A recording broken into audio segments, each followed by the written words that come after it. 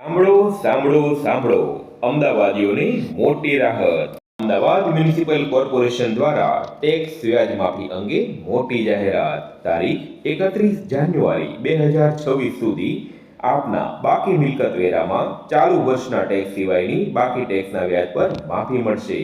જૂની ફોર્મ્યુલા તથા નવી ફોર્મ્યુલાનો મિલકત વેરો અન્ય રકમ સહિત પૂરેપૂરી ભરી દો અથવા તો શૂન્ય કરી દો.